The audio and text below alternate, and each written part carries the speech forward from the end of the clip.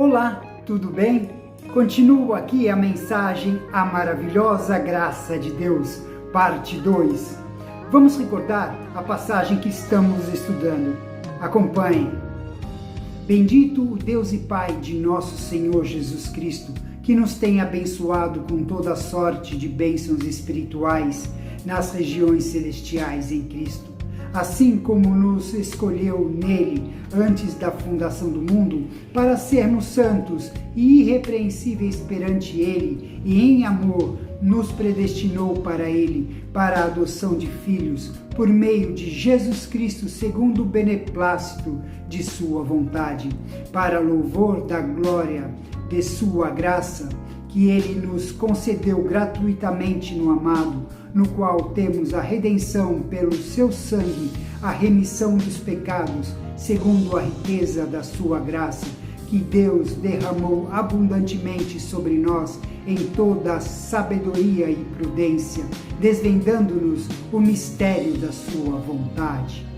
Segundo o beneplácito que propusera em Cristo, de fazer convergir nele, na dispensação da plenitude dos tempos, todas as coisas, tanto as do céu como as da terra, nele, digo, no qual fomos também feito herança, predestinados segundo o propósito daquele que faz todas as coisas conforme o conselho da sua vontade, a fim de sermos para louvor da sua glória, nós, os que de antemão esperamos em Cristo, em quem também vós, depois de ouvirdes a palavra da verdade, o evangelho da vossa salvação, tendo nele também crido, fostes selados com o Espírito Santo da promessa, o qual é o penhor da nossa herança, até o resgate da sua propriedade, em louvor da sua glória.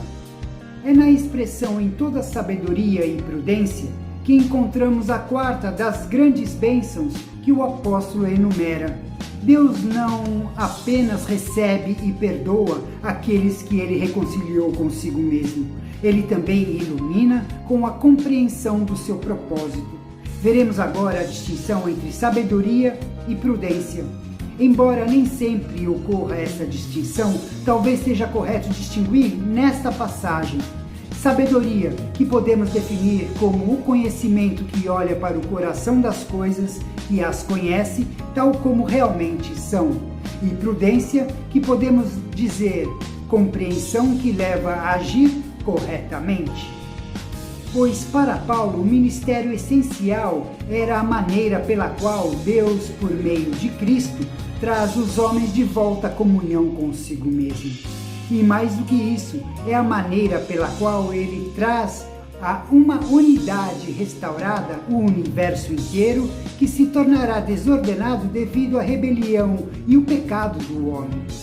Pois a igreja é a casa de Deus. Jesus Cristo é o principal mordomo e sobre ele, seus ministros são chamados a servir como mordomos também. O que se tem em mente aqui é o governo ou o arranjo das coisas para o povo de Deus e para todo o universo. Jesus Cristo ordena cada coisa ao seu tempo e com sabedoria infinita ordena o tempo de cada coisa. Quando todos os tempos e épocas que Deus fixou por sua própria autoridade tiverem se completado, o eterno propósito de Deus, o qual ele planejou em Cristo, alcançará completa realização. O propósito de restaurar toda a criação, de modo a achar-se o único cabeça em Cristo. Todas as coisas foram criadas em Cristo. Devido ao pecado, vieram ao mundo desordem, desintegração intermináveis, mas, ao final, todas as coisas serão restauradas à sua função original e à sua unidade pelo fato de terem sido trazidas à obediência de Cristo. Existe apenas um que pode reconciliar e unificar todas as coisas, e ele o fará.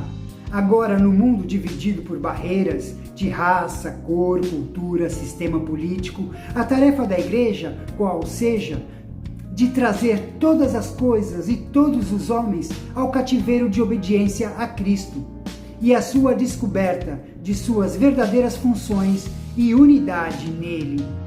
O plano divino para a redenção do homem começou com os judeus, sendo predestinado segundo o propósito daquele que faz todas as coisas conforme o conselho da sua vontade. Eles foram marcados de antemão para participarem do seu propósito. Tal propósito não é plano ou projeto da história, os quais se concretizam ao sabor das circunstâncias à medida que se passam anos ou séculos. Não, esse propósito parte de um Deus pessoal que está ativo no mundo operando sua própria vontade, em sabedoria e graça.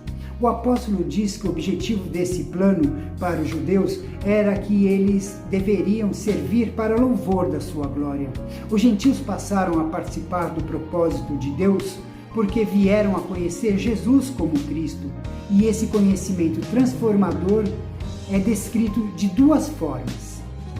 Primeiro, é a palavra da verdade, ou seja, a palavra que lhes trouxe ao conhecimento da realidade última, a revelação de Deus em seu Filho.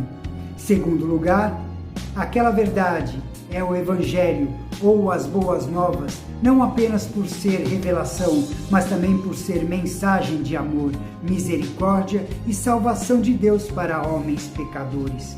Ouvir essa palavra é de importância vital, porque só pelo ouvir é que se chega ao conhecimento da verdade do Evangelho. Ouvir é coisa vã, a menos que conduza à fé, o único instrumento da parte humana pelo qual as bênçãos de Deus podem ser recebidas. No mundo antigo, o selo representava o símbolo pessoal do proprietário ou do remetente de uma coisa importante e por isso, tal como uma carta, definiria o que era verdadeiro do que era espúrio. Era também a garantia de que o objeto selado havia sido transportado intacto. O Espírito Santo é o selo do cristão. A experiência do Espírito Santo na vida é para o cristão prova cabal e também uma demonstração para os outros da genuinidade do objeto de sua fé, além da segurança interior proporcionada pela convicção de pertencer a Deus como filho. O batismo tornou-se conhecido como o selo do Espírito. De fato, é um sinal exterior e visível da obra interior de Deus, sinal que é dado ao crente. Mas aqui está bem claro que a presença do Espírito Santo é o selo, que mostra que somos propriedades de Deus. O Espírito na vida do crente é o sinal inegável da obra de Deus nele e para ele. O Espírito constitui também o meio pelo qual o cristão pode ser guardado intacto até o dia do Senhor. Num negócio entre duas partes, o penhor era um pagamento parcial que dava a certeza que o pagamento total seria feito. Com o sentido de garantia, e significativamente a mesma palavra é usada no grego moderno, para considerar o anel de noivado, ou seja, de compromisso. A experiência que o cristão tem do Espírito é presentemente uma antecipação e uma garantia daquilo que será seu quando entrar na posse plena da herança legada por Deus, onde o penhor também está ligado à ideia de selo, até o resgate da sua propriedade. Tem sido traduzido às vezes até a obtenção plena de nossa possessão divina. O resgate é a libertação de escravos do pecado para se tornarem povo de Deus. Tal resgate é facilmente alcançado agora, mas no fim o será totalmente.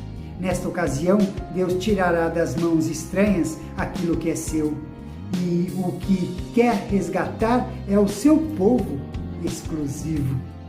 Em qualquer outro caso, esta grande doxologia termina com o pensamento da possessão plena de tudo que Deus planejou para os homens, tanto os judeus como os gentios, e isso como tudo o que tem sido dado aos homens em cada estágio da revelação do propósito de Deus, em louvor da sua glória.